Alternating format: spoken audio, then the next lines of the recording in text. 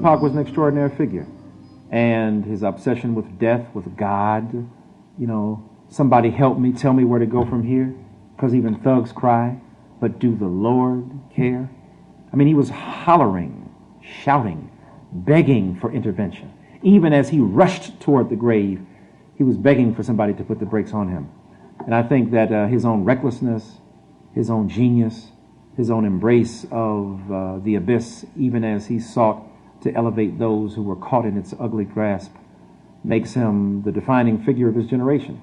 And his self-destruction and his love and hope for black people define an ambiguity that is characteristic of his genius, and that makes him the perfect symbol of a divided soul of a young generation.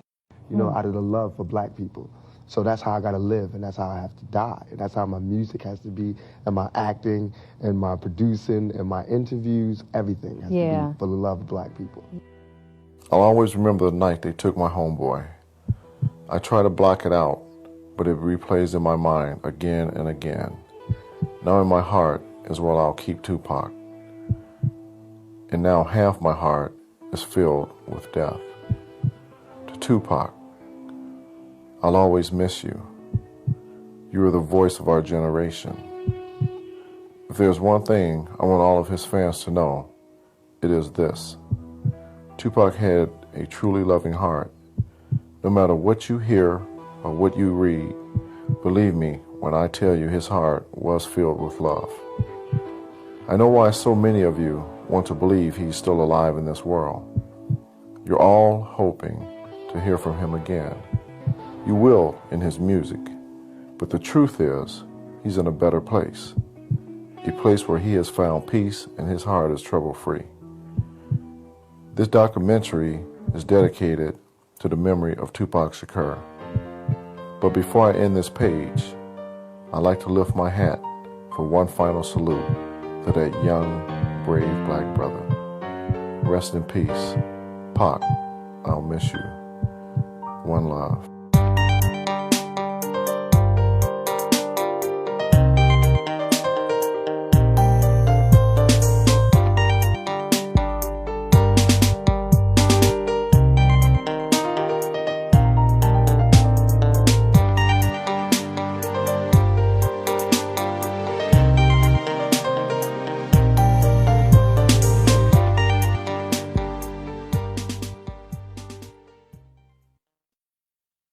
Because, like, you know, there's racism. So when the Panthers hit, the government panicked, and they had a thing called a COINTELPRO, and they felt like the Panthers were detrimental to American society, so they raided every Panthers house, especially the ones who they felt like could do the most damage as an orator. Mm-hmm. So my mother was 7 months pregnant. They put a match to the door and said, "Fire, fire." And, you know, it's like 5 in the morning, so my mother opened the door, and they just burst in, put a shotgun to her pregnant belly, and put a gun to her head and said, "Don't move, bye, bye, bye. It said, you're under arrest." Born Lassane Parish Crooks on June 16, 1971 in Brooklyn, New York, Tupac's mother changed her name to Afeni Shakur and her son's name to Tupac Amaru Shakur, moving from New York to Baltimore and eventually to Marin City, California. Tupac's life fell into desperate times. As a teenager moving from place to place, Tupac began to rely on his skills as a rapper to survive. Eventually, Tupac joined the Oakland-based group Digital Underground as a roadie and ultimately landed a spot on the single Same Song.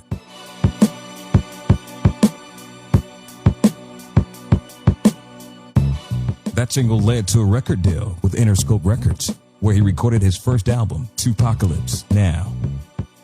Tupac's first album reflected his militant upbringing, a change from the fun-loving artist that performed with Digital Underground. His subsequent work covered every topic imaginable, including life on the street, friendship, and a haunting premonition of his own death. Tupac's life outside of music and movies was as controversial as the characters he portrayed in films. In 1993, Tupac was involved in a shooting incident in Atlanta, Georgia with 2 off-duty cops. That same year, he was involved in a fight with a limo driver in Hollywood, California, who accused him of using drugs in his car. Later, Tupac spent 10 days in jail for taking a swing at a Lansing, Michigan rapper. With all of these accusations surrounding Tupac, his name became a launching pad for politicians and religious leaders as the symbol of everything wrong with rap music. Names like Tupac Shakur, Flavor Flav, Snoop Doggy Dogg. Reverend Calvin Butts is leading a crusade against violent rap from his pulpit in Harlem. We're not against rap. We're not against rappers. But we are against those thugs. Yes, I am going to say that I'm a thug. That's because I came from the gutter, and I'm still here. I'm not saying I'm a thug because I want to rob you and rape people and things. I'm a businessman. I mean, you know I'm a businessman because you find me at my places of business. You don't find me up in you know what I'm saying? I don't understand this. I don't understand What do you this. think about the joke? Thug life meant the hate you gave little infants fucks everyone. I mean, it was an acronym meant to talk about the difficulty of young black kids. THUGLIFE. The hate you gave little infants, UCK, everybody. Meaning, what you feed us as seeds grows and blows up in your face. That's thug life. I don't think that the music or the artists that express those realities are creating the violence. I think they're the messengers. I think you don't shoot the messengers. Basically, gangster rap, I guess it's like telling the real and not holding back, giving up, the reality from the street point of view. And like by us being from the streets, we know how to report it. I tell, basically what's going on. The fact is that there are a lot of gangster records right now. There's a lot of voices for people who had no voice before. Always had the oppressor wanting to call our women bitches, but we always fought against it. We didn't spread it, or to call us niggas. We always fought against it. We didn't perpetuate it. But now it's your own people calling. Now we're getting paid to say that which we've always fought against. Hip-hop culture in general has nurtured at its heart this femophobia, this disdain for females. And it comes across in the bitch and the hoe and the skeezer and the slut and the hood rat. It comes across in the extraordinarily powerful virulence that they express toward women. And it's an interesting dualism. I love my mama, hate my baby's mama, right? And so if mother is eligible for erotic union, she's hated. If she's by virtue of her lineage, that is being my real mama, then she's adored and elevated. And I think that this mother love and mother hate, this mother attack and mother disparagement and mother embrace is the characteristic symbol of hip-hop culture. Nowhere was this duality more evident in the music of Tupac Shakur. His music reflected his reality, and at times he referenced women with derogatory terms. However, he also showed a level of responsibility with songs such as Dear Mama and Brenda's Got a Baby. Indeed, the rap artists have a responsibility. Those who pay them have a responsibility. But those who set the context have an even greater responsibility. If there were not such easy access to guns and drugs and so much unemployment and so much abandonment, the rapping would be abstract. The painful reality is that the rapping is real. And somehow I get the impression that basic white mass media was to focus on rap and not reality. And I say, if you're going to cover violence, cover reality, not just rap. Rap is an extension of the culture. Let's break up the violence in the culture. And I hope y'all put that on camera because that's real. I mean, don't just pick and choose stuff out here to fit me on one side and the rappers on the other. These are our children in trouble. They are in pain. No matter what y'all think about me, I'm still your child. You know what I'm saying? You can't just turn me off like that.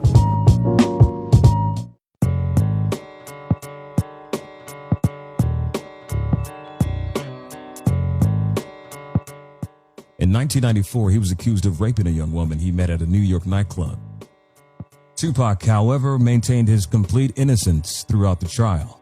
Well, I just had to listen to the prosecution's closing argument, and it was just so far from the truth that it really just has me drained at the end of the day. But I'm leaving it in the hands of the jury. I'm learning a lot about people's innermost fears in this trial because it's not even about my trial no more. It's just about loud rap music, tattoo having thugs. It's not even about me no more. It's about, you know, some nightmare that these people having.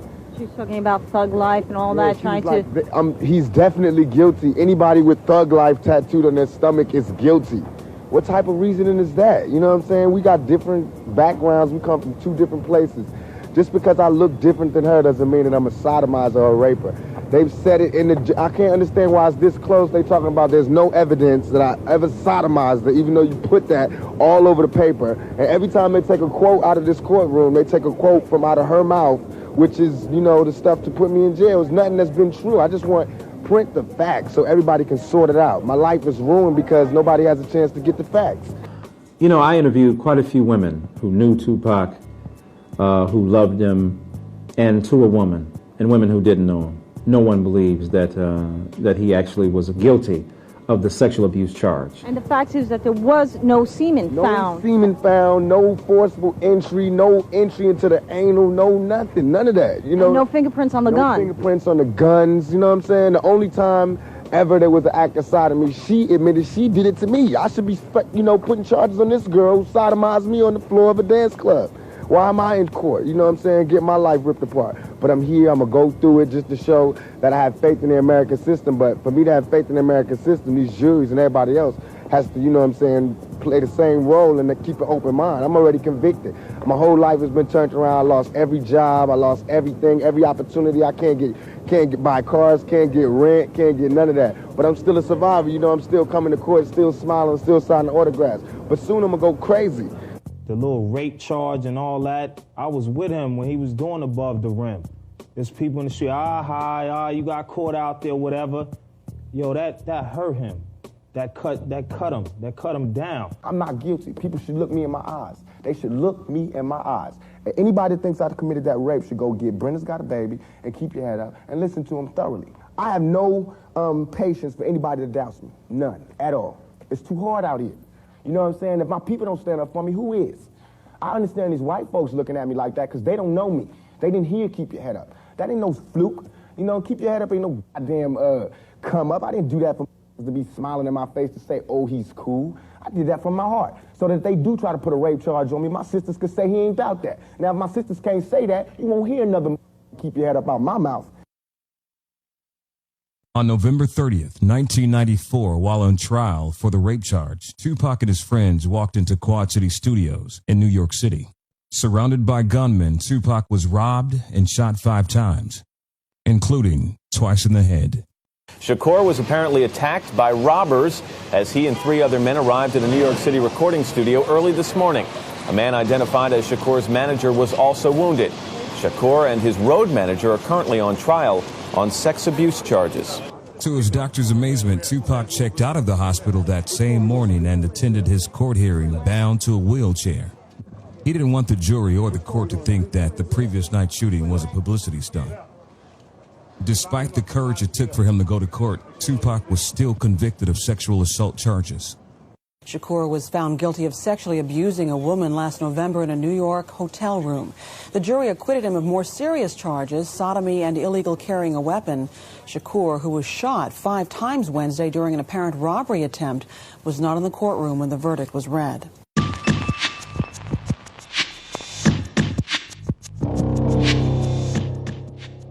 How I became Tupac's bodyguard. I was working for Death Row Records. I was working in a studio, and I was a studio security basically.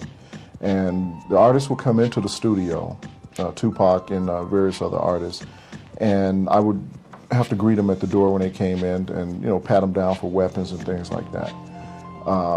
Pac observed me, several times as he came into the studio. At the time, I was actually bodyguarding Snoop and the Dog Pound. And we had a video shoot that we were doing in New York. At this video shoot, unfortunately, some things went wrong. There was a shooting on the set. And I stepped in doing my job. Basically, I don't want to call myself a hero, but I acted from the gunshots that I'd heard And I was the first one on the scene, and I pulled everyone out of the trailer. As I was pulling people out of the trailer and getting them secured into the van to get them away from the gunfire that was going on, one thing led to another. Everybody was safe. Everything turned out to be okay with that incident in New York. After the incident, that night in December of '95, we went back to the hotel. A bunch of phone calls were made. We left New York the next day, got all of the artists out of there that night. The next day, we're back in LA.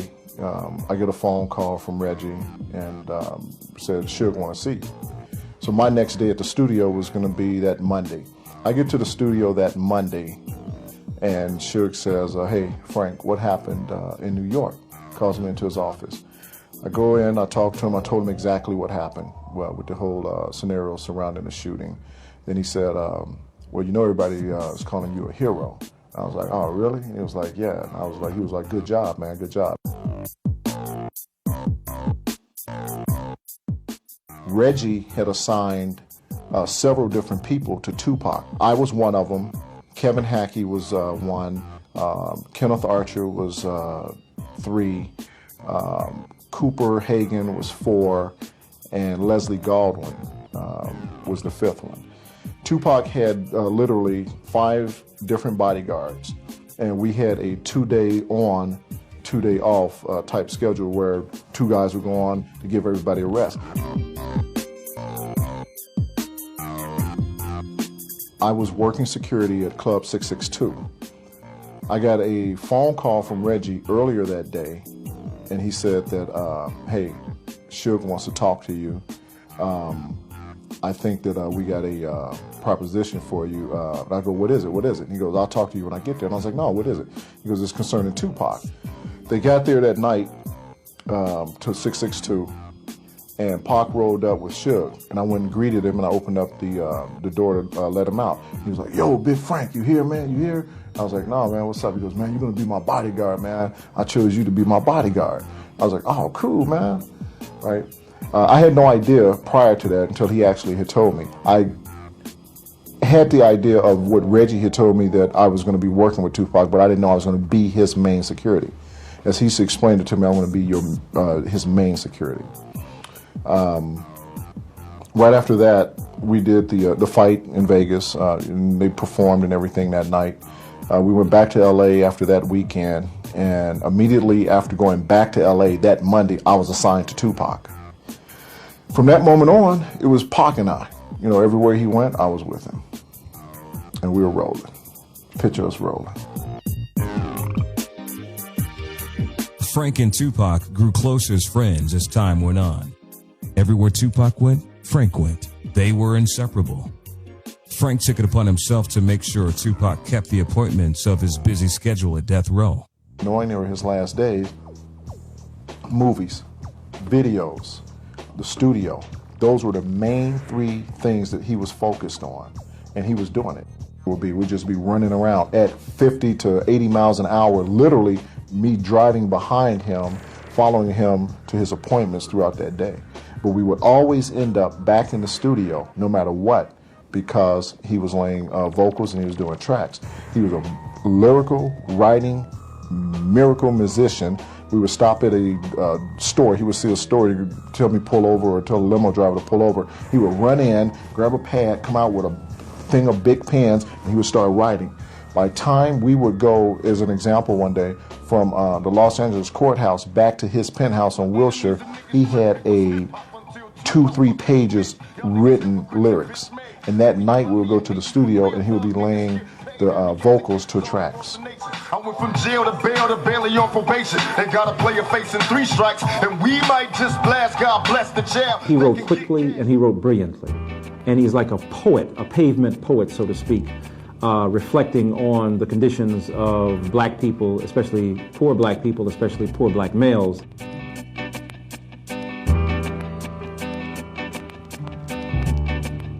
What is most important about Tupac is the heart he had. He's like the hip-hop Allen Iverson, so to speak.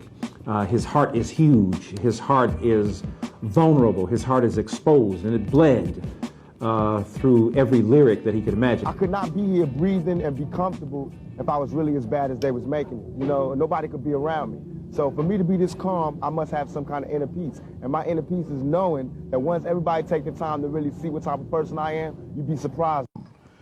There was a situation that came about with my niece, and she's a paraplegic. And my sister had touched bases with the Make-A-Wish Foundation people, and they had it set up that my niece and there was another little kid was going to meet Janet Jackson. And originally they were going to meet her in L.A. Then she changed it from L.A. to New York. The kid lived in New York, and my family's from Chicago. So my family called me, my sister, and she said, hey, this ain't going right. Janet Jackson now is not going to go to L.A. She's going to go to New York because she's got some other engagement or something like that, I'm assuming, in New York. And she decided to go to New York, and the kid that already lived in New York was going to have the opportunity to still meet Janet Jackson.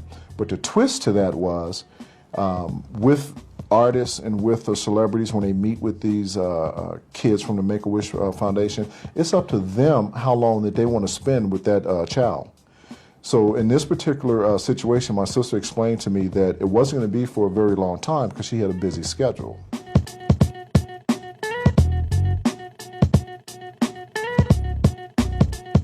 So the plan was, when they came from Chicago to California, was that she was going to spend a day with Tupac either at his home or in the studio or on a movie set.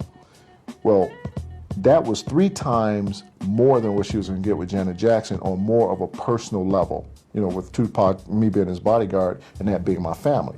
Not only was he doing it for them as my family, because we had a different type of bonding friendship and relationship with one another. Frank, why you showing up?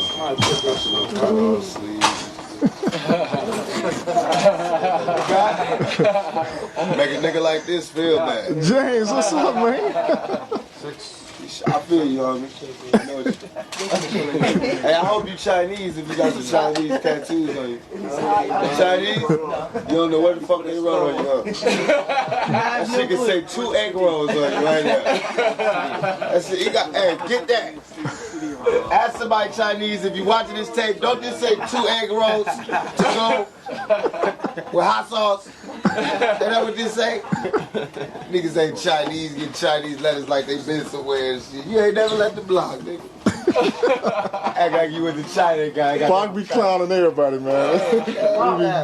We told him he missed his call. He should have been a comedian also. Look at that, they got way too. This nigga got half all the little homies. Want him in Chinese. I tell like Frankie to call you and then Frankie, is that what you said? Yeah. Frankie? Yeah, tell Frankie to call me.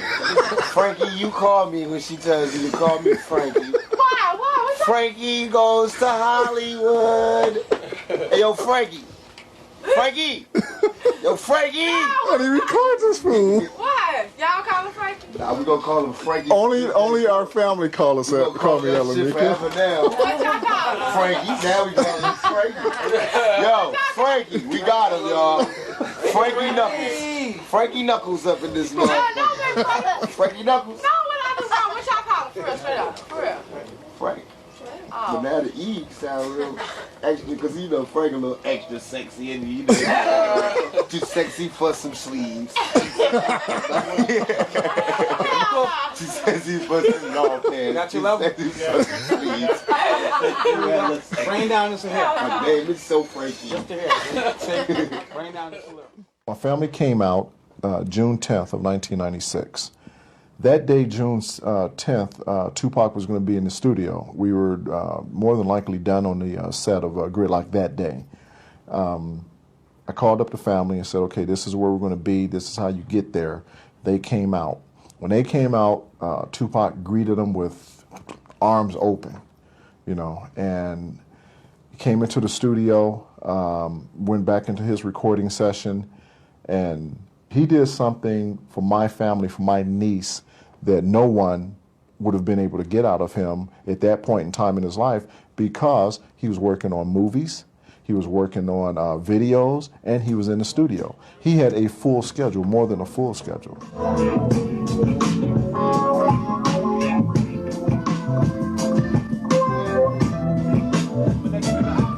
I'm surrounded by thugs. Copy verbals that be sold. Since you got my persona so dedicated to the fucking drama, my goals treat like heroes when the my bro. Dashing like the brontosaur, wasting paper chasing, trying to stack a grip. Then my mom touched for like the clutch, claiming for like the J Rush. And the lust, but he's none, but ain't no trust. But he's heard, trying to rush it.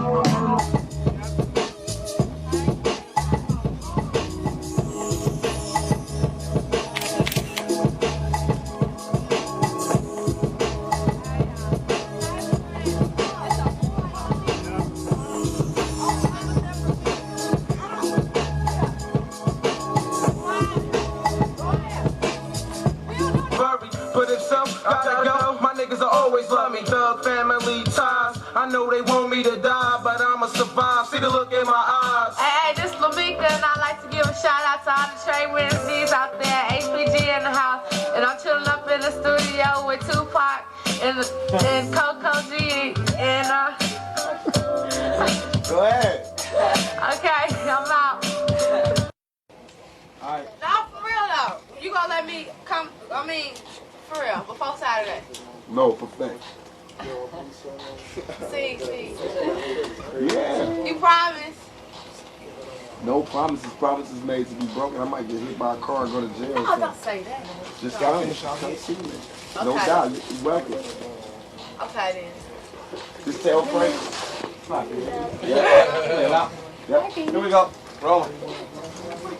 You be with me. Make me a drink, dog.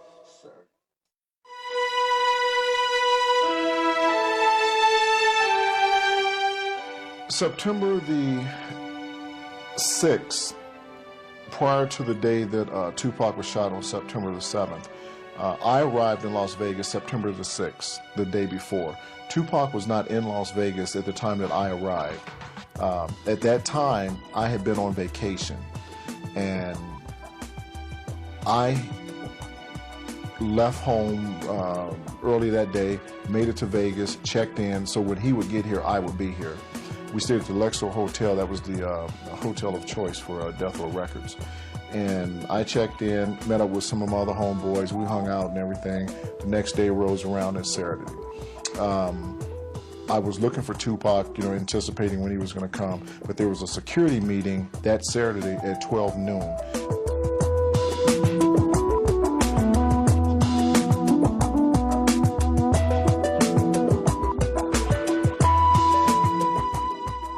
That security meeting, it was set with a local attorney's office in Las Vegas, George Clinisis or something to that nature, and Right Way Security. So all of the security that was going to be in town for the Mike Tyson Selden fight, we had a meeting that day. That day, we were told not to bring our weapons into the club after the fight, not to have our weapons on our person, to either leave them in our hotel room or to leave them in our vehicles. Several of us had talked about it, and we decided we'll leave our weapons in our vehicles, and we'll leave the vehicles, obviously, in the parking lot because we're going to have to drive them. So if anything jumped off, one person would have a weapon on them, but all of us would have our weapons in our car if we needed to get to them. So we wouldn't be weaponless, having them in a room. Let me ask you this. Has there ever been a situation where you were told to leave your weapon prior to this? We were never told prior to September the 7th to leave our weapons anywhere, other than the fact if we were going out of the state of California by airplane to a video shoot or on tour, we knew common sensely we couldn't carry a weapon on an airplane. So more than likely we would have left our weapons at that time, but we were never told, there was never a meeting held specifically to tell us to leave our weapons, period. This was the first in a long line of unusual events that were to take place that weekend. After lunch, I'm riding with Reggie Wright, going back. He asked me to ride with him. I said, okay, fine. He explained to me that my radio, which was a Nextel radio, a handheld set, and a telephone, that my backup bodyguard, which his name is Kevin Hackey, who was with Tupac while I was on vacation, had my radio, and he was still in LA. And Reggie told me that he was pissed at Kevin because he did not turn in the radio. He was not where he's supposed to have been at the time for me to get the radio, which would have been brought to Las Vegas.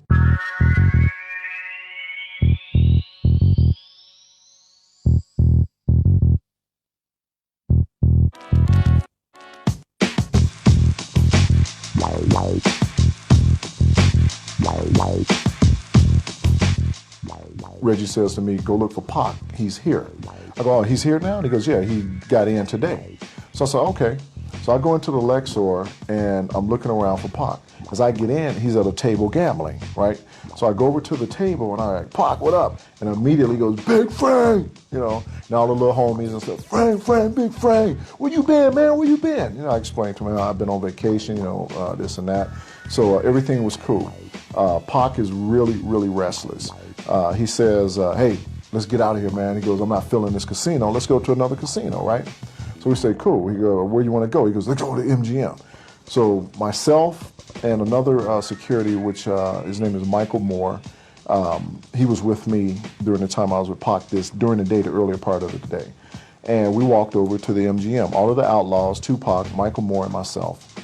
We get over to the MGM. He finds another crap table. He gets on a crap table. MGM is packed. It's a fight night, you know, fight day, fight night. And the MGM is packed. There's women everywhere, and there's people everywhere trying to get at Pac, right? So myself and Michael Moore are surrounding him, and the outlaws, they would act as well, and we would have people back, you know, to where they're back, and we got him up in the front, so he's secured. Pac's gambling. I mean, he's rolling big, and he's winning big, right? So he's rolling, he's winning, he's feeling good. So he says to me, hey, Frank, he goes, go over and call Reggie and find out what's up with Suge. So I'm like, all right. I go, don't leave. I want to just go to the payphones. I pointed to him where the payphones were, and he goes, all right. So he's still gambling. I leave Michael Moore there. I told him what was going on. I go to the payphone. I call Reggie, and Reggie goes, give me a call back, you know, a little bit later, whatever. I'll, you know, find out from Suge what time he wants to meet up with Pac. So, all right, cool. I go back to the table. Pac's gone. He's not there, right? So I'm like, shit, where did he go? Pac has never left me, never, right? So I'm looking all around for him. I can't find him, right? I mean, I'm walking through the whole entire casino at this point. All of the tables thinking, where could he be? He's not there. Little did I know at that time that he had left me, which later on I found out he had gone back to the Lexor. Michael Moore had taken him back over there. But I was walking the MGM, and I basically, little as I knew that I was scoping the exits, and I was going to find our way out of there later on come that night. He was wandering the floor by himself without security. Frank made a call up to Michael Moore's room where he had gone to change clothes. I went to my room. He told me to go to my room. I was like, you can't leave him like that, right? So I go, Pac, what do you want to do? He goes, man, I want to go to the MGM. He goes, fuck this shit, right? I was like, well, I'm not dressed, Pac. And he goes, well, I'll tell you what, you go get dressed. Michael Moore, you stay with me. I said, all right. And he goes, and then when Frank gets dressed, you go get dressed and you meet us over at the MGM. So I go up to my room, I get dressed. I come back down, Mike, he takes off.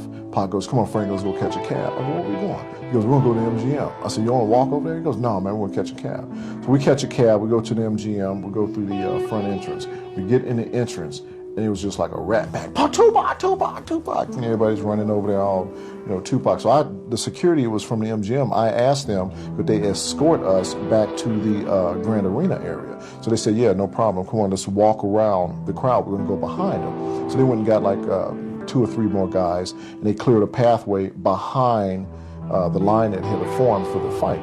So we make it back over into the area. At this time, it's 7:30. Pac is anxiously pissed now. He's pacing. He's, this shit, man, this shit don't make no sense. He goes, I didn't want to fucking come here anyway, Nothing makes any sense. It's Tupac. He's nervous, So he didn't want to be there that night. He said, I didn't want to come here anyway. Okay. So he goes, call Shook, call Shook. So I call Reggie. I go, Pac is really getting antsy, man. He's getting pissed, right? He was very impatient, very impatient. So I go, what do you want me to do? He goes, well, hold up. I'm going to call you right back. Now, at this point, Tupac is with me at the payphone calling Reggie. So we get an answer back from Reggie, and Reggie says, Suge is on his way. I go, he goes, who's with you? I go, just me and Pac. And he goes, all right. So we're waiting, everybody's going in, and he's pissed. He's pacing back and forth. He's antsy, right? He's like, this fucking shit, man. Suge always do this, man. You always got to make the last entrance, blah, blah, blah. So I'm like, he'll be here, man. He's chilling. He goes, no, man, fuck this, man. He goes, we should just go, man. He goes, we should just go. I said, whatever you want to do, Pac. As soon as I said that, we turned around. Here comes Suge. I don't know, one of the gentlemen that was with him, I didn't know who he was, and then one of his homeboys.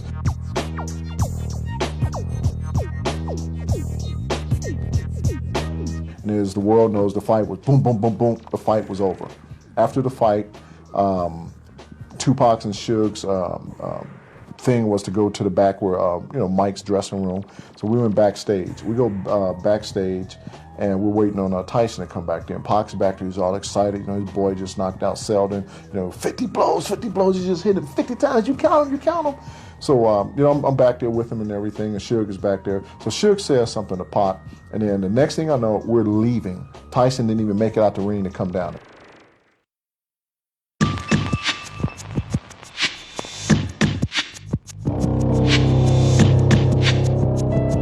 We walk out of the MGM back arena area. As we get out into the entrance area, we're looking for the rest of the, Suge's guys, the Death Row Posse, and then Pac's looking for the Outlaws, right? So after a fight, everybody met out there, and then everybody got together, and we went on about our business.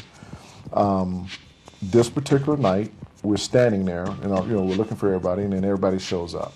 Everyone shows up, and one of Suge's homeboys, his name is Trevon, he comes over and he whispers something in Pac's right ear, because I'm on his left. He whispers something. Next thing I know, Tupac takes off running. He took off running, and I went off running behind him, and when he turned the corner, there was this guy standing there. Little did I know who he was. He ran up to him, and he swung. And then the guy swung back, and then Pac weaved, and then Pac swung again. And at this time, there was like 3 or 4 blows thrown. Tupac had this medallion on that he had recently purchased, and it broke. When it broke, he went down to pick it up. When he went down to pick it up, I grabbed him. When I grabbed him, I threw him against the wall, so I had him out of the fight. At this time, everyone else is running up, as clearly the MGM footage shows. The guy is Orlando Anderson, now that we know who he is. They're into this brawl. And I have Tupac against the wall now at this point. The fight ended.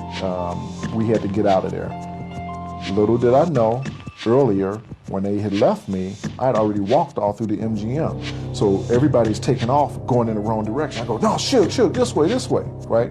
And then he's like, no, this way. And I go, Suge, I was just here all day, this way. So they followed me.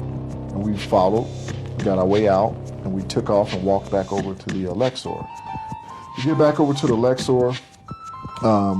Suge said, hey, I'm going to go up and change. Pac was there, I'm going to go up and change. We'll meet back down in the valet. All right, cool. Changed clothes from what he had on, a silk shirt and blue jeans, into a green sweatsuit type attire. He had a green tank top on and green sweatpants. The medallion had broke. He had it in his pocket. I fixed the medallion for him while we were sitting there in the room. I put it back together, and after I put it back together, I gave it to him. He goes, you fixed it? I go, yeah, man, I fixed it. He put it around his neck, right? I didn't know what the medallion was or what it stood for, because it was the first time I had seen it. Later on, I found out that that medallion was of his slogan, Euthanasia, which was his management company that he had started.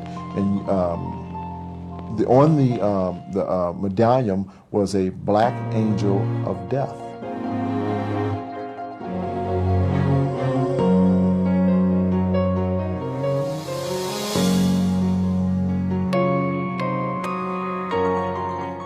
craziness of that and then other things that happened later on was just like mind-boggling to me after I had the chance to sit back and put all of the pieces of the puzzle together and look at everything. It became like, whoa.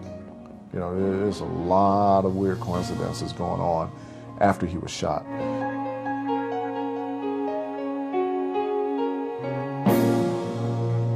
We're down in the, at this time we left his room, we're down in the valet park and we're waiting on Suge. Suge shows up. While we're down in the valet, all of the hoochies, all of the groupies, everybody that knew Tupac and Suge was, Suge, can we go to the club? Suge, Pac, can we go? Suge said, let's go. He and Pac was walking to Suge's BMW. I'm walking with them. When we get to the car, Pac turned to me and goes, yo, Frank. He pulled the keys out, he handed me the keys. He goes, drive the little homies because we're gonna be drinking tonight and you'll be able to drive us back. So I was like, what car you want me to drive? He goes, drive Kadada's car. And I didn't even know where the car was. I go, where is it? He goes, it's right there. He goes, the homies will show you where it's at. So I was like, all right. So Suge gets in his car, he and Pac, and the entourage is starting to form now. Suge takes off, I'm right behind him. I'm the bodyguard on point. Theoretically and honestly, there should have been 3 or 4 more bodyguards with us that particular time, going from there, going to Suge's house, and going back to the club that night for the after party. Later on, I found out that with security, that there it was 22, about 20 to 22 security personnel for this night. Everyone was called to Club 662 to set up the security and get the people rolling in over there. So all of the security was there. Michael Moore, who was with me earlier that evening, supposed to have met us at the MGM. His story to me was Al Giddens, who was the supervisor now for security at this point, Al Giddens told Michael Moore to fuck that. You go and come to the club. And he was like, well, Tupac told me to come over to the MGM. He was like, no, we need you over here. You get over here. So Mike went over to the club. So I was the only one left with Pac. Keep in mind, my weapon was in my car. I didn't have a phone. I had no way of communication. Reggie was also over at the club. Reggie normally is Suge's bodyguard. And Reggie is always with Suge. That night, why he wasn't with Suge, only Reggie knows that. At this time, everyone in the car, not just me, looked at the gas and was like, yo, Frank, we're gonna run out of gas. I was like, what y'all want me to do, pull over and get gas? I go, you know, if we pull over, we lost them, right? So I said, I can't pull over. I might as well take the chance and run out of gas, right? Thinking we're just gonna go to Suge's and from Suge's back to the club. But the light had been on forever at this point, on the gas light. How long were you all at Suge's house? When we got to Suge's house, we were at Suge's house probably a good 30 minutes. Suge went in, he changed clothes, and they were all just BSing a little bit. When Suge finally came out, hopped in his car, we came through the security guard that guards the homes going into Suge's place. There had to have been 20, 30 cars out on the road just waiting for us to come out to follow us. We leave out of Suge's, again, we're flying 70, 80 miles an hour going back toward Las Vegas Strip. We get back on the Strip at this point, and why the car didn't run out of gas is a miracle right now to me, because it should have had. We get back on the Strip, we're proceeding to go down the Strip. It's a fight night, the fight's over. The Strip is jam-packed, crowded. We're probably about in front of the Excalibur Hotel, which is right by Tropicana on Las Vegas Strip. Tupac and Suge was in the car in front of me, and their music was playing pretty loud because we could hear it. And there was bicycle cops. A couple of bicycle cops pulled up, and one of them went over to Suge's side and asked him, I guess, to turn down the music, I'm assuming. And then the next thing I know, Suge opens the door, steps out of the car. He and a cop walks to the back of the car, and he opens up the trunk. The car was brand new, didn't have a license plate on it.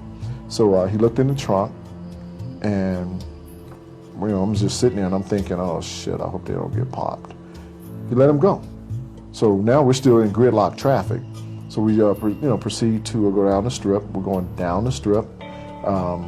Pac and Suge are up there doing their thing, talking.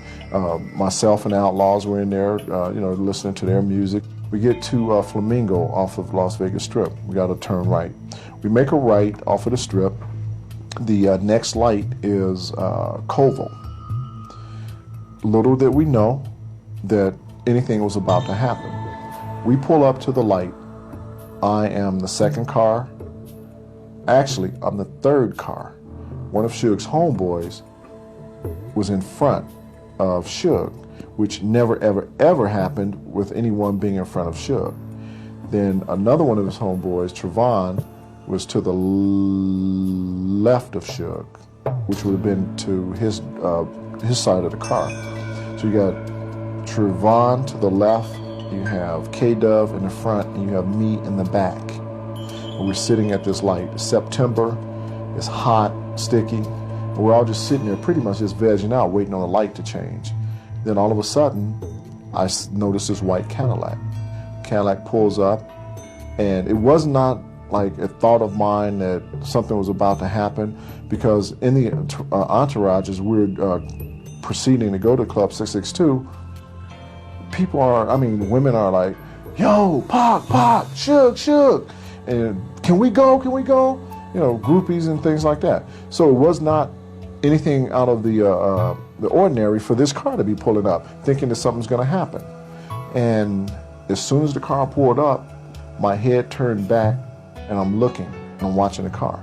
Malcolm, who is sitting in the seat behind Yak Fula. Yak Fula was in a passenger seat with me up in the front.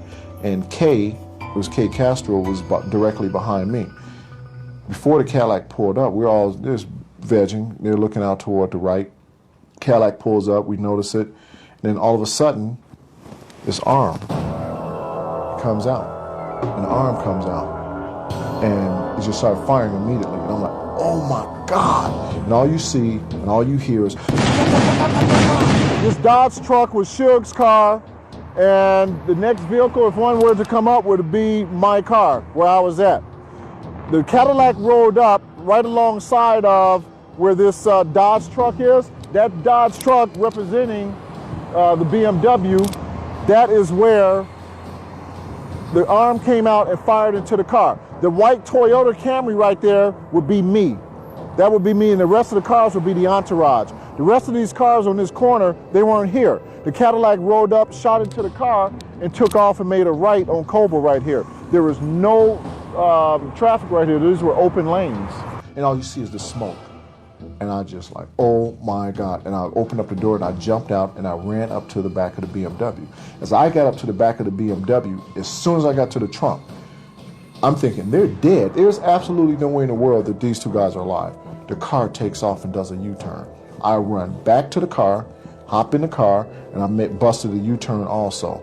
And here we are now going back to the strip, going back, because Suge, I'm assuming, thinking he's going to a hospital, trying to get Tupac to cops or ambulance, emergency services, whatever, would be on the strip. This corner that we're standing on right here now, this is Las Vegas Boulevard and Harmon. After the shooting that took place on Flamingo and Nicole, Suge did a U-turn. When he did that U-turn, he came back onto Las Vegas Boulevard. When he came back on the Las Vegas Boulevard, he was going south. He got to Harmon, he took a left turn.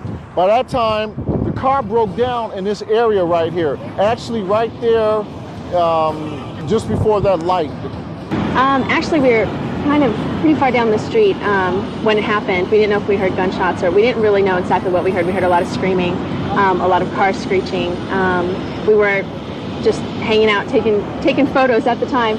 We ran up the street as cops were running past us, and by the time we got here, they were already taking, which now I found out was Tupac, into the helicopter away. He had been shot.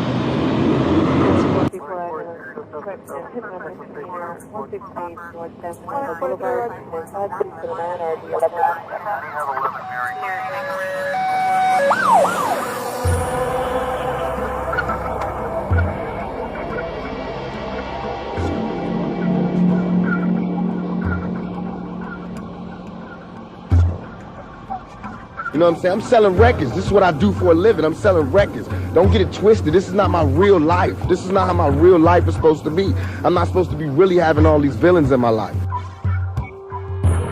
Now, I didn't think it was going to be a matter of life and death.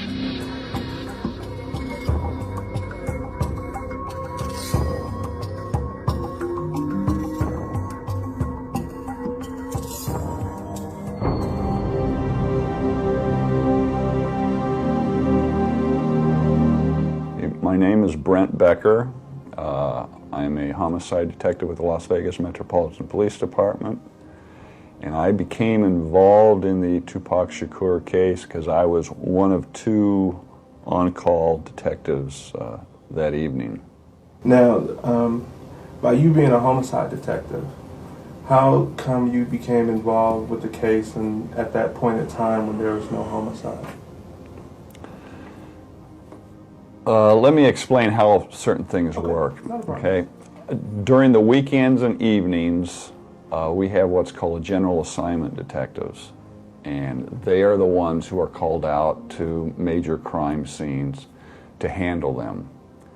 During a normal workday, middle of the week, we're in the office. If there's a case that we would be involved with, we would be called out on that.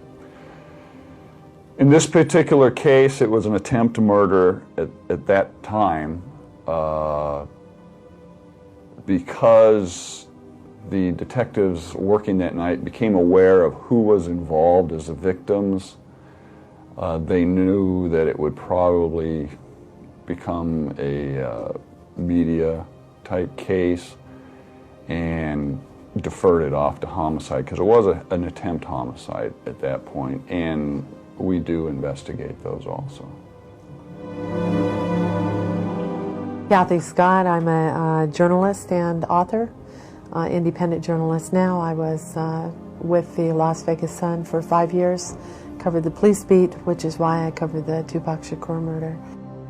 There weren't any reporters on the scene. No one, because of the fight, and a lot of reporters heard it on the scanner, but no one could get to it. So no one was at the scene of, both scenes. No one was there until the next day.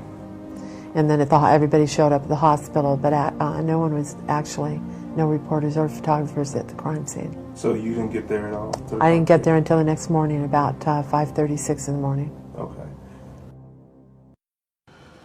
The police at the second crime scene immediately were there because by the time Sugar's car had broken down, the shots had already rang out.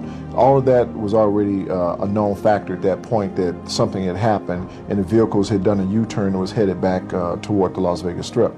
The police were immediately there when I finally got there, which was maybe a minute behind him.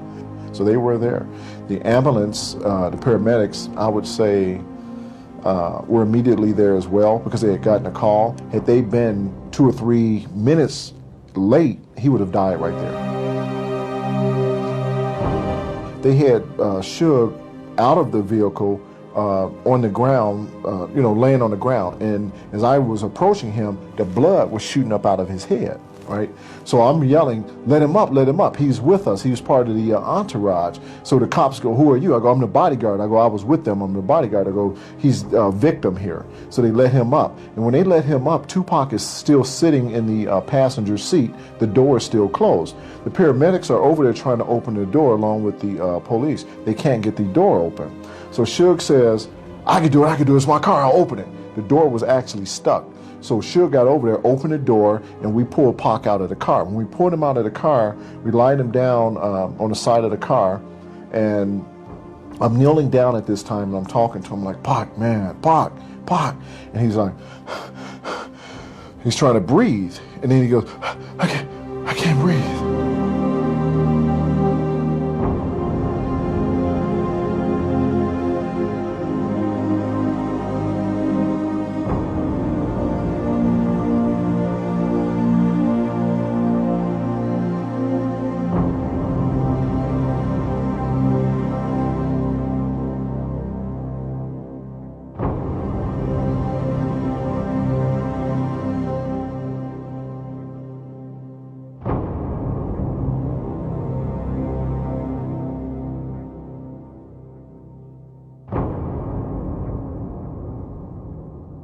the witness, the members of the entourage and forcing them on the ground, lay on the ground, didn't make them necessarily amenable to talking to the police about it. Well, what I was told by some of the members was the way they were treated by the police. I guess I can understand their feelings, but there's also the flip side to that, in that at the time all this is going on, the officers responding had no clue what was happening. Who was the good guy, who was the bad guy, and they dealt with the situation of a felony crime in progress, possibly these being the suspects. So I'm sure things were a little harsh at that time. When I got there, again, I'm there much later, I'm just trying to get some information out of people, and they didn't seem too receptive to talk to me. There were people that talked to me, but they weren't totally forthcoming with the information at that time. No leads or suspects were given at that time. It was pretty weak at that time because the majority of the people weren't really wanting to talk to us. I know that there were some reasons behind that, and that probably slowed things down a bit.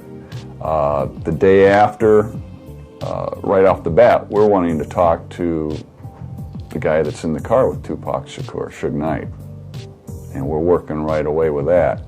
And in fact, the night of the shooting, we tried to talk to him, but were refused access to him by the members of death row, attorneys. And in fact, it took 3 days to get to talk to Suge Knight.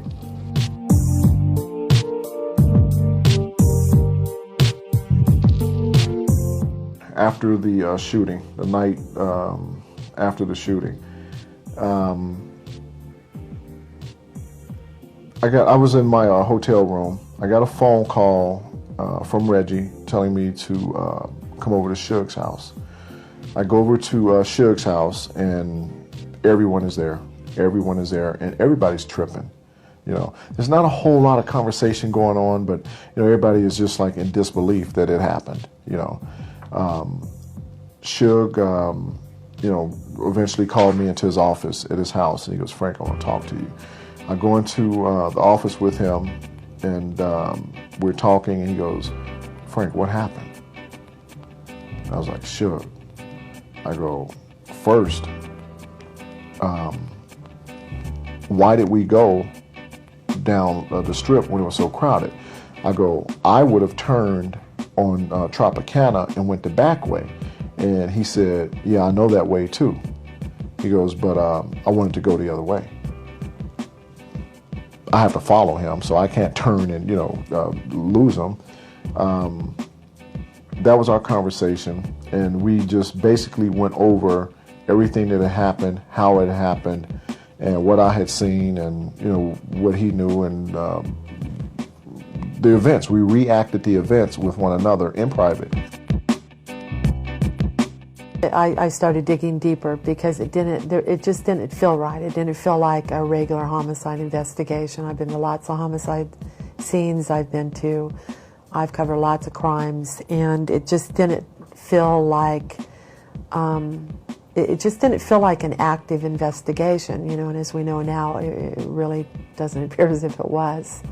There were lots of people who weren't interviewed. There were lots of sort of, I don't know if you call them mistakes, but sort of decisions that were made at the time that didn't lend to gathering very much evidence. So. And what mistakes are those? Well, I think there were some decisions that were made, like the bicycle cops and the decision to leave the scene of the crime. They took off, they left the scene of the crime. There were basically two scenes, one where they were shot, where Tupac was shot and Suge was shot, and the scene where the car ended up, the car they were in. But the scene with witnesses, and who knows who was there and left, that scene was not secure for 20 minutes. So all the spent bullets, the cars, everything, witnesses, gone and driven over and walked over and whatever else, and it was On September the 12th, I had flown home actually about the 11th.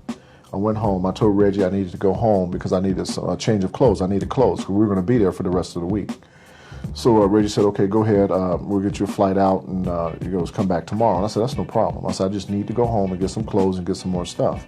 So he goes, okay, no problem. I went home, prepared myself, got everything I needed. The next day comes, it's September the 12th.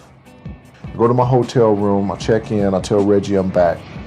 Reggie says, okay, stick around because Suge is going to want to see you tonight. I said, okay. So, I just hung out that day. The nighttime comes, I get a phone call. Reggie goes, be at Suge's at 9 o'clock. I go, okay. I go over to Suge's house. It's 9 o'clock at night, September the 12th. And no one was there. It was just Reggie and Suge. Reggie meets me at the front door, and he goes, hey, Suge is really upset. He goes, he's really hot-tempered right now. He goes, if he says something to you or something like that, don't worry about it. He probably really doesn't mean it. I was like, all right. I said, I'm cool. So we go, and he goes, we're going to go out by the pool. I said, okay. We go sit down by the pool. Now, this is the infamous red pool. It wasn't red. The pool had the Death Row emblem painted on the bottom of the pool, which had recently been done, and the light shining on it was a red light, and the bottom of the pool was red, basically. And Suge is sitting with his back to the pool. I'm facing him, so I'm looking directly at the pool. Reggie is sitting to my right. Suge starts talking to me. He was like, Frank, the detectives are going to want to talk to you tomorrow. They're going to want to talk to you, blase, blase. He goes, just remember everything that happened, and just let them know, basically. So I'm like, all right, So we talked a little bit more conversation, and then he says to me, he goes, I know you loved Pop.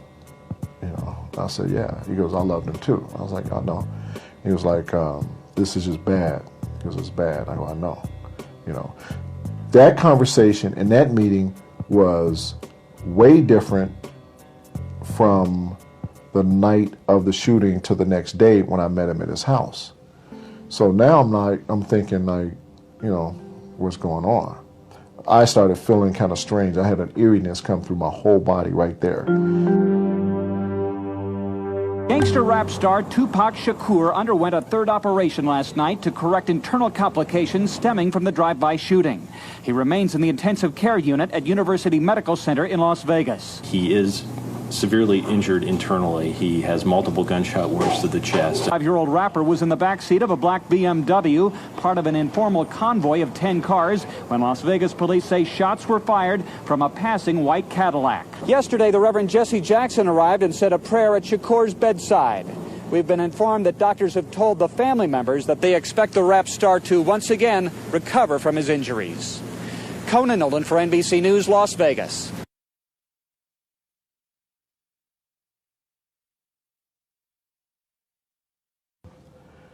The next day is September the 13th. Okay? September the 13th, 1996 fell on a Friday. My shift started with Tupac at 8 o'clock that morning. Prior to my shift starting, Reggie told me to stay away from the family. He goes, they're really angry at you. I go, why are they angry at me? He goes, because, her son is laying up in the hospital dying. And I'm thinking, okay, right? So now I'm thinking I can't talk to Yasmin, who was Tupac's assistant at Euthanasia, and I can't talk to, we called her Mama Shakur. I couldn't talk to Afeni. So now I'm thinking, oh, great, right? So basically, that whole day was trying to avoid them. Ironically, when Reggie had told me that before I had gotten to the hospital, I pull up, a van pulls up behind me, and it's Afeni and her sister, Gloria. They get out, and they walk into the hospital. I let them go in front of me. They go toward the back. I walk right behind them, and I go in there. I, relieve the other guy that was on, and Pac's still laying in there, right? I'm sitting there in the chair outside the room, and Afeni and her sister, they're standing inside there with Pac, looking at him. Then a doctor comes, which was his doctor. The doctor comes and goes into the room with Tupac and Afeni and Gloria, and they go out of the room into the room right next door.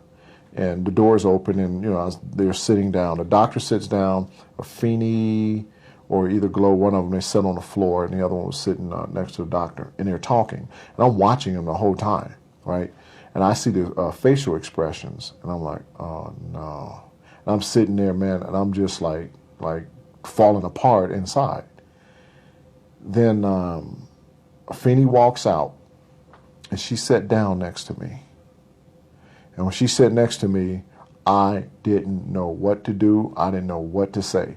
She sat next to me, and I put my hand on her hand, and she said, "It's okay, Frank."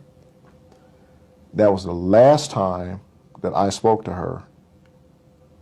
Little did I know, Pac was dying, and she had gotten this news to make a decision.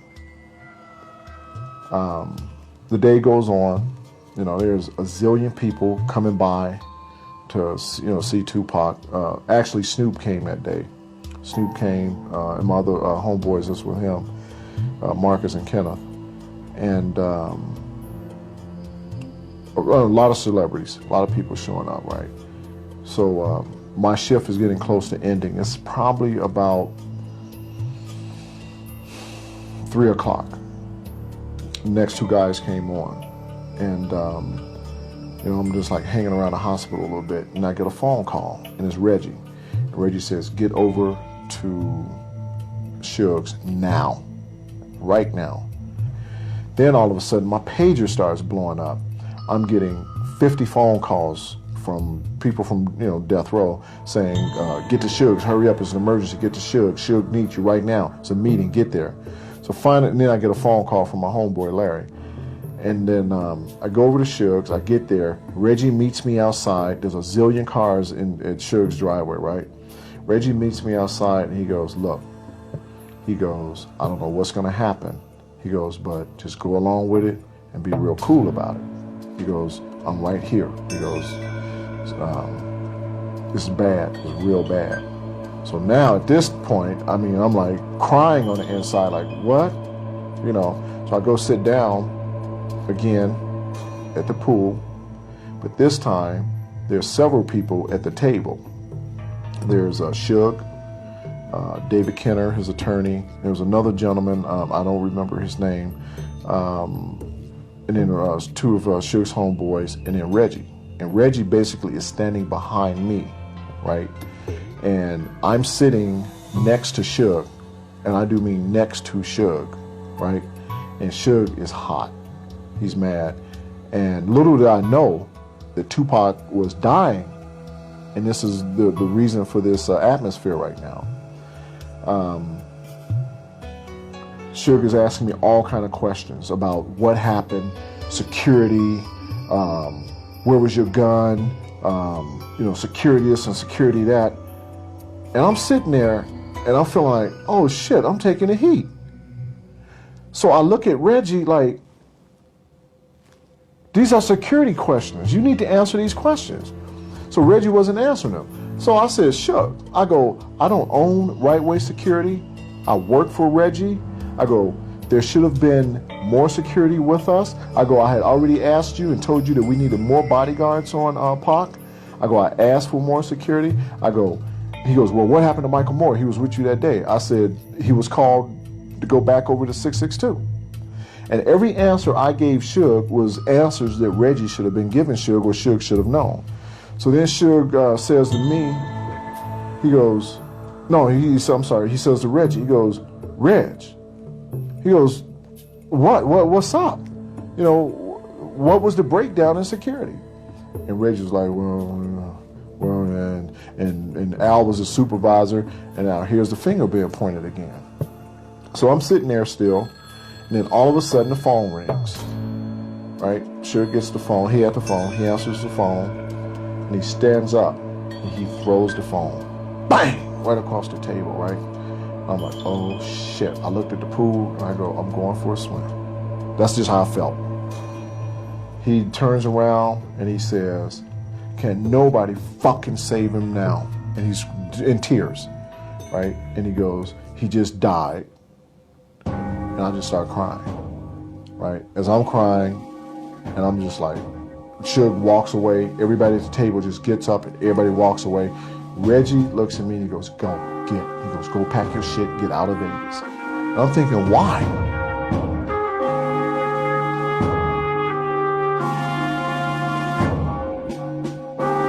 Shakur's heart and respiratory system simply were overtaxed by the devastating gunshot wounds he suffered in a bold ambush a week ago. Word of his death brought legions of followers. Police have yet to identify any suspects, and now Shakur has died before detectives could even try to speak to him. Showed my respect for Tupac. My brother was a good brother. His words really give us strength to keep on moving and look forward to another day. A lot of people's touched by it, not just rap music artists, listeners, lovers, but a lot of people, older people, is touched by this. This is a sad situation. They came early and stayed late in Harlem, even in the rain, to remember Tupac Shakur and to promote peace in a rap world of violence. We here to say, well, let's make a turn from the bad to the good. A lot of negativity out here, and the violence is going to take more than just Tupac's death to stop. I still don't think people's going to learn from it. I still think a lot of stuff is going to go on, a lot of killing, a lot of violence still. They're not going to learn nothing. It's a cold, cold day in the rap, hip-hop music world. In case you haven't heard, it's been all over the media, all over the news, all over the radio. Tupac, rapper Tupac Shakur has passed away. I would like to send some condolences to Tupac's family. I think he was a great person. I learned a lot about him by reading about him and everything, and he did a lot of good stuff for his community. Let's go for another one, high KCEP. A lot of our young brothers out there would start to get along a little bit better and stop coming up with the old adage when one looked at the other one that he's mad dogging me. And we would live a happier life, and things like this wouldn't have to happen. All right, sir, that's well put, and of course, we thank you for taking time out of your busy afternoon to call us and share that knowledge with us. That's very good, and my condolences does go out to Tupac's family. I was calling to find out if Tupac died. He passed over an hour ago. Calls about Tupac Shakur came to V103 within an hour of his death. Is this who he dead? Yep. DJs Greg Street and Sean Hudson call it an obvious loss to the rap industry. It was a bad situation. I think he really got caught up into something that wasn't probably directed at him. But, it was just, something that happened. I mean, I think that if he could have been able to continue with where he was going, I think you'd have seen a side of Tupac that, the people, he was going to grow to another level that he hadn't been at.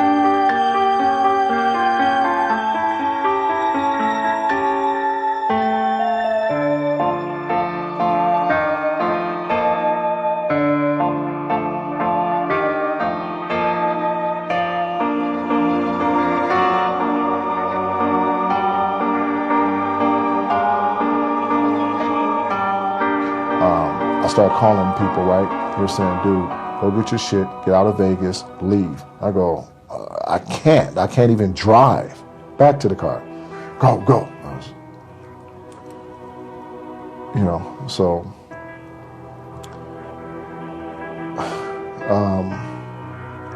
he died.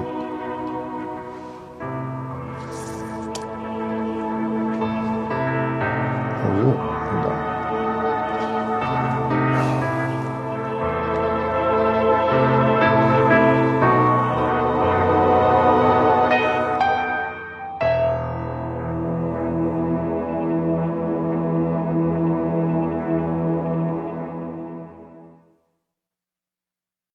I mean, eulogy was the characteristic mode of his rap career, especially near the end when he's speaking about if I die tonight, how many brothers fell victim to the street.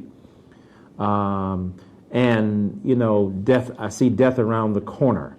All of these issues. But death was always linked to him in his own rhetoric to suffering. So for him, the rhetorical acknowledgement of death was always linked to its acknowledgement as a form of suffering. And why does God allow death and destruction to occur?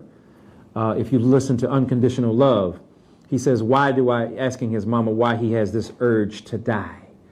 And I think that it was because of the extraordinary pain that he endured. The abandonment of his mother and father, the desultory, peripatetic, that is, moving around, domestic life that he had where he was homeless.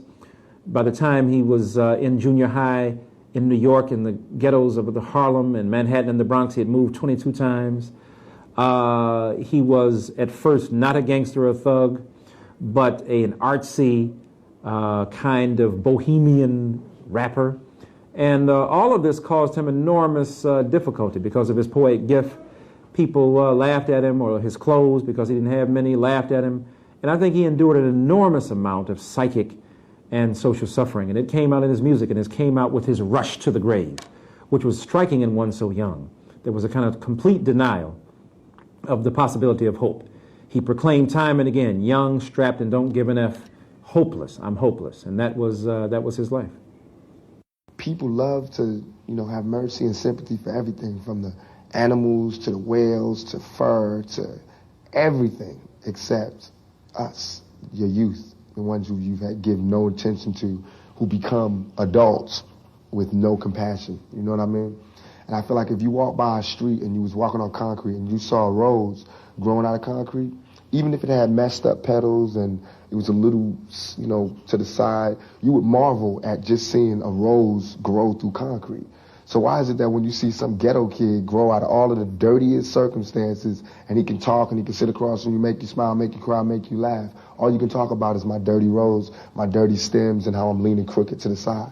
You can't even see that I came up out of that.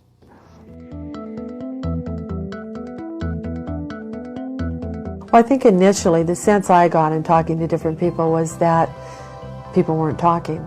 And the police, they were putting out a little bit of information, and their thing was, well, no one would cooperate, no one would cooperate, no one would cooperate. Well, police don't end an investigation because nobody cooperates. They continue. But Orlando Anderson, I think that was a little odd, that Orlando Anderson was taken into custody, and then, he was actually questioned at the MGM Grand and decided to leave, and that should have been a red flag right there. And then he was taken into custody later and released, and they said, well, we don't have enough evidence. Do you know about what time Orlando was released by the MGM security?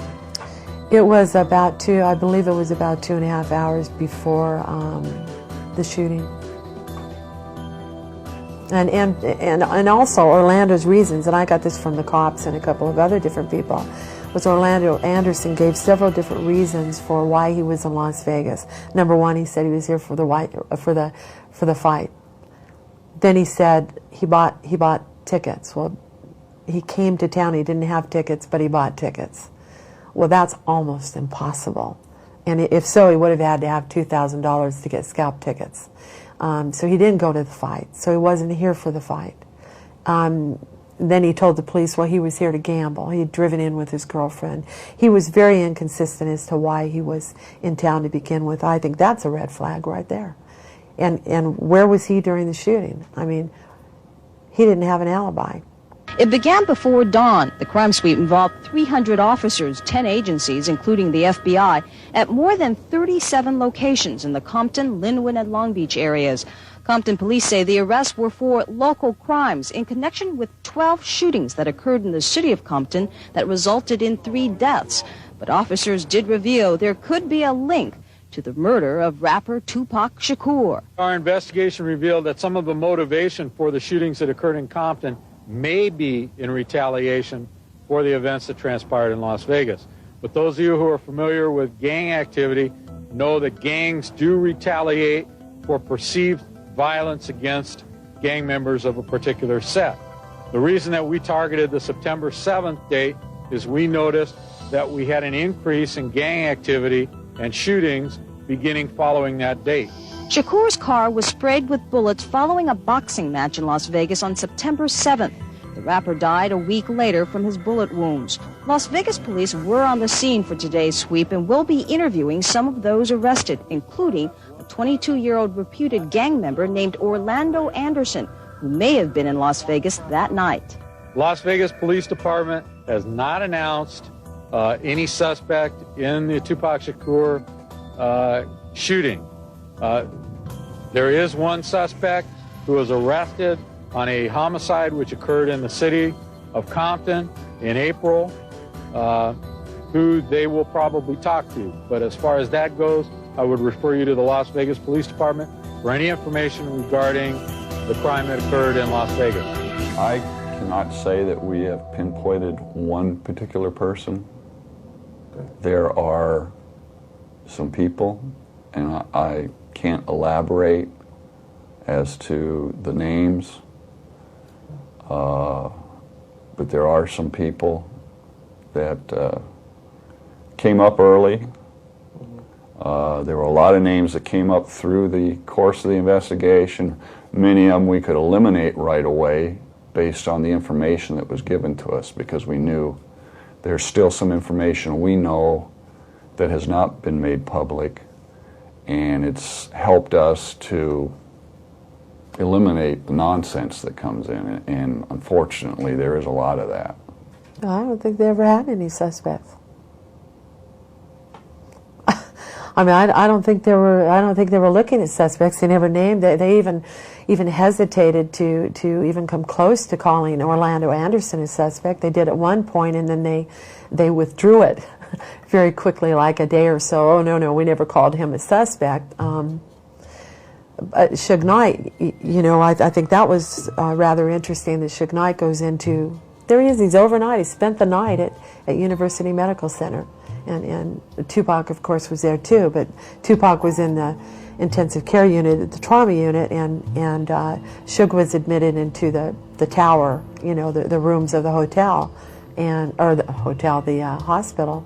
Spent the night there, and they released him the next morning. By the time the two detectives got to the hospital to interview Suge, he'd already been released from the hospital, and they couldn't get him. They never went to his house. I mean, he lives in Las Vegas. He had a house in Las Vegas. They never interviewed him. Then they went through his attorneys, and it wasn't for 6 or 7 days that they interviewed Suge, and they interviewed him for about 20 minutes. The day after, right off the bat, we're wanting to talk to the guy that's in the car with Tupac Shakur, Suge Knight. And we're working right away with that. And in fact, the night of the shooting, we tried to talk to him, but were refused access to him by the members of death row, attorneys. And in fact, it took 3 days to get to talk to Suge Knight.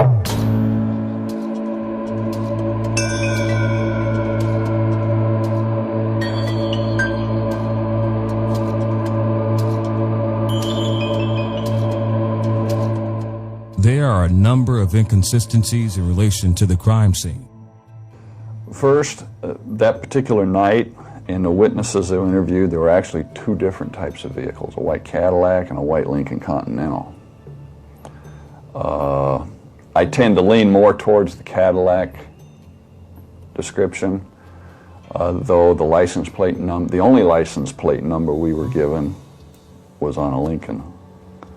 Well, put it this way, the witness said that the car that the plate was on was a Lincoln.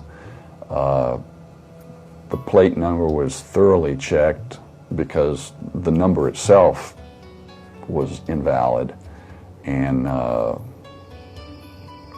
did every kind of mix and match that you could possibly do, and never got anything on the license plate number. As far as a Cadillac, there have probably been 50 different stories about that Cadillac called in. No 2 are the same.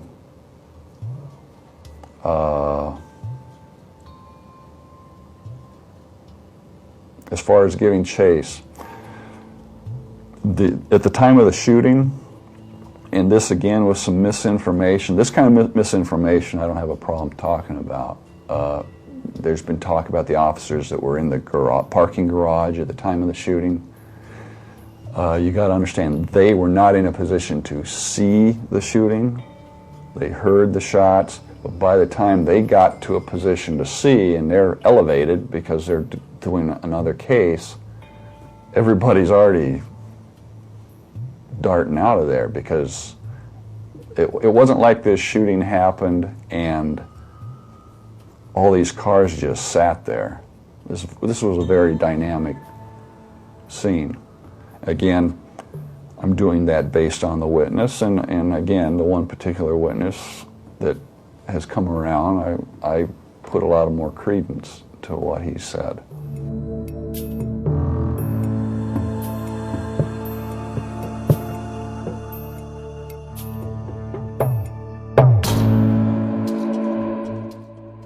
Witness statements have even varied on who was the actual shooter in the white Cadillac. With the information I've gotten from witnesses, one particular witness who has been helpful,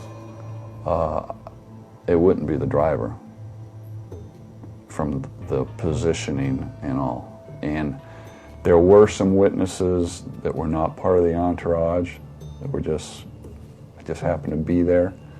And again, descriptions were given of that, and the positioning of the shooter was not the driver.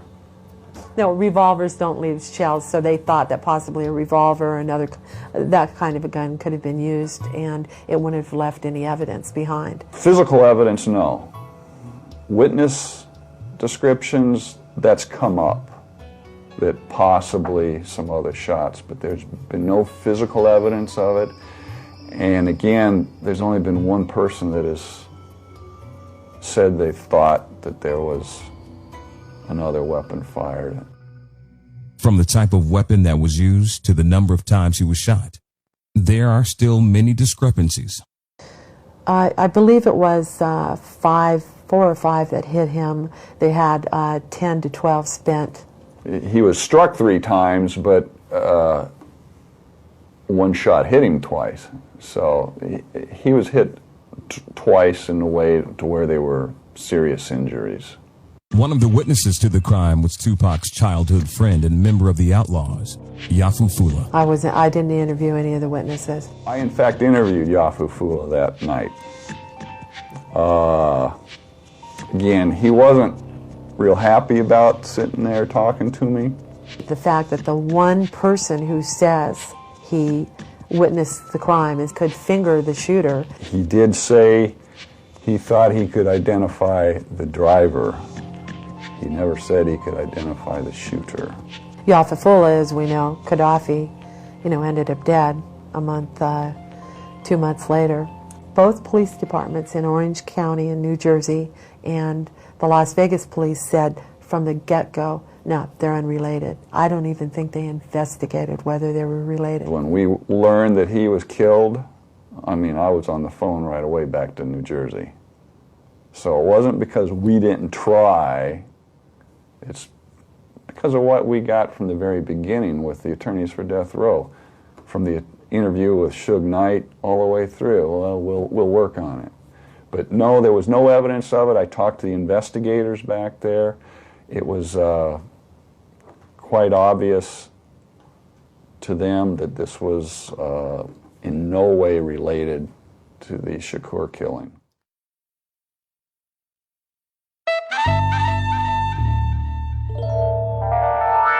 There have been a number of stories and recent reports that implicate Suge Knight as being directly involved with the shooting and murder of Tupac Shakur. I found no evidence whatsoever that death row or Suge Knight had anything to do with Tupac's shooting. I've talked to lots and lots of people, and including the LAPD, who seemed to think that they wanted to. They tried to pin it on him. And let me tell you, if the LAPD had any evidence whatsoever that Suge Knight had anything to do with either Biggie Smalls' murder or the police in Las Vegas had anything to do with Tupac or Biggie or whatever, they would have indicted him. They tried. I mean, I think that there was lots of cops trying to pin something on Suge, and it just didn't add up, and they couldn't get him. I think there's some people who would like to see him stay in prison. You know, that's been brought up a lot. I obviously had to look at it as a possibility, but my feeling is if you're going to have someone killed, you aren't going to want to be sitting 2 feet from them in a car, and especially considering the size of Suge Knight. I mean, he's right there. The way the shooting's going on, I'm surprised he didn't get hit any more than he did. Yeah, that came up, but my personal belief is no, he didn't have anything to do with this. The June 2001 issue of Rolling Stone stated that Frank Alexander knew why Suge Knight would have had Tupac murdered. I have never witnessed with my eyes. I can only speak for what I have seen or what I have witnessed with my own eyes. I did not directly say not one of the things that I read in the Rolling Stone article, me being quoted as saying. I didn't say those things. I stated in my book, Got Your Back, that I saw no reason why anyone would sit in a vehicle or next to anyone that they would put a hit on someone and be sitting next to them with the bullets flying all through the car like it did that night. Suge was a target as well as Tupac was. I stick by that. I said that in my book. Why would I have put in Rolling Stone magazine or with this Detective Poole, as he said I said these things, why would have I told him these things when I didn't even put it in my own book? It would have gone in my book before it would have gone in Rolling Stone magazine. I'm shocked that Rolling Stone magazine would even print something like that without checking secondary source. They could have gotten a hold of me through my publisher. I never said that Suge Knight was one of the shrewdest gangsters. Suge personally never did anything to me. He treated security very well, as I've stated before. There was no beef with anyone in security with Suge Knight. Never. I've been interviewed by the FBI. I've been interviewed by, obviously, the Las Vegas homicide detectives, by the LAPD. Why would I have said that Suge had Biggie killed? I was no longer working for Death Row Records. I have no idea why Biggie was killed or who killed Biggie. Do you have an idea why Tupac was killed? No, I don't. I mean, I have never seen any information, and there are lots of rumors, people say lots of things, and I think it's just absolutely absurd that just the notion that someone would say, yeah, I'm going to sit next to him while you open up, an automatic, handgun and fire it and hope it doesn't hit me. It's ludicrous. I don't think it happened that way.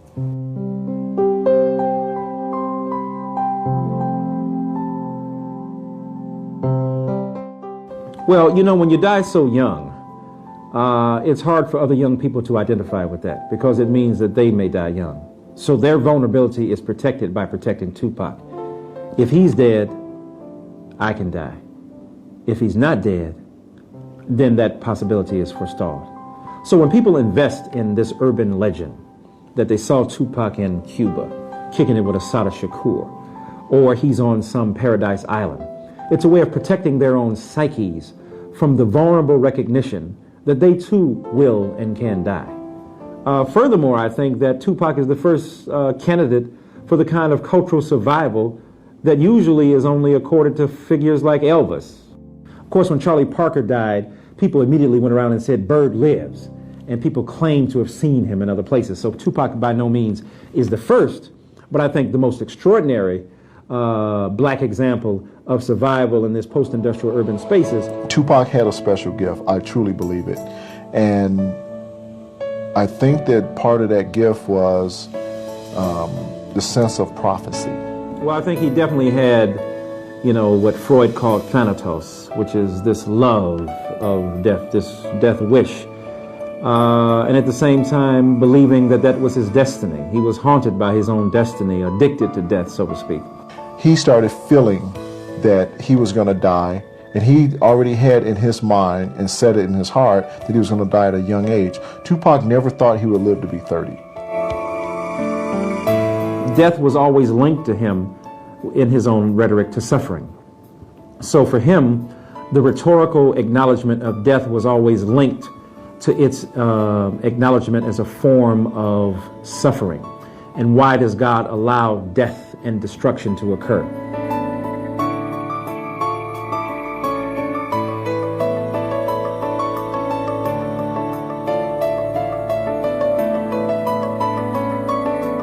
His death, he had just lyrically spoke about it a lot in his songs. It was his time. September 13th, 1996 was his time to go, and it was pre-planned.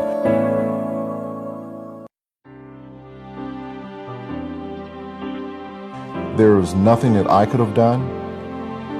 No one else could have done anything. Had that been the case, it would have happened. The shooters would have been found out. We would know who killed him. God had it already planned for his life. His mom and I even spoke on that, and I wrote that in my paperback edition of my book, Got Your Back. And she said to me, Frank, baby, there was nothing that you could have done that night. Tupac Shakur's life was planned, and it was going to end September 13th, 1996. You and no one else could have done anything. That brought a lot of peace to my heart right there when she and I finally had the conversation. After 2 years, from the time that he was shot up until I think it was around June, July of 1998 that she and I spoke. And it relieved a lot of feelings for me to have spoke with her and to have pretty much her blessings that she wasn't upset at me and it wasn't a problem with me. And no one else really matters. It's his mother that mattered to me. And I got her answer. So only God could judge me. And that's the end of that one.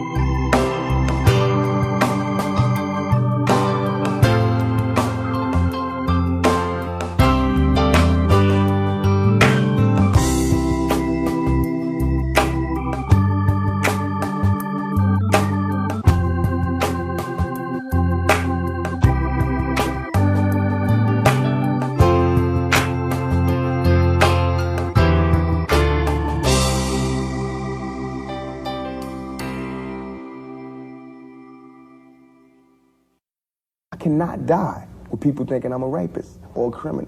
I can't leave until this is straight. You know, I'm not suicidal. I can't go until y'all really know what time it is. And then after that, boom, it's all over. And we can see, you know, how this shit fall. But that's how it is. And the reason being is because if I can't live free, if I can't live with the same respect as the next man, I don't want to be here. Out of shell, feeling empty. Visions of God in the 750. Angels should have touched your forehead so your eyes could see. Slumped down so the slugs miss T. UP, AC, then we wouldn't have this mystery. Still be dropping gems, doing your thing lovely. 9-6 voice, 2000 track ain't the same to me. But I accept what we get for real, thankfully. Imagine now where your mind and your lyrics would be. But that ain't how I envisioned your last ride. Solidified, thugs cried when thug life died. A lot of MCs in their mind try to carry on. But without the backbone, you know they not as strong. Spineless minds, thoughts confined, knew it all along. Some know how you got gone, and yo, they dead wrong. You hear me? Enemies missing you in they songs. Speaking to you, Pac. I know them ears open, all of our hearts coping, your spirit floating. And that ain't how I envisioned your last ride. Can't none take the position from which you claim. Without you, these realest phonies wouldn't have a name. Still picture you rolling, straight up Henny holding, wishing we can see you older. Gray, teaching children more, knowing you had more to say. Hip-hop, pick up the pace, it's time to graduate. Quit specializing in manipulating brothers' fates. On the pave, hands folded, gripping where it aches. Never could I envision that as your last ride. Strolling on red carpets for the motion pictures. Leaving lecture halls in a trance with your mind's thoughts. Promote your words on the stones, recognize the scriptures. At least there's finally relief in all the demons you fought. At least there's finally relief in all the demons you fought. At least there's finally relief in all the demons you fought. But that ain't how I envisioned your last ride. Check it. It just ain't how I envisioned your last ride. I mean, never could I envision that as your last ride. It just ain't how I envisioned your last ride. I mean, never could I envision that as your last ride.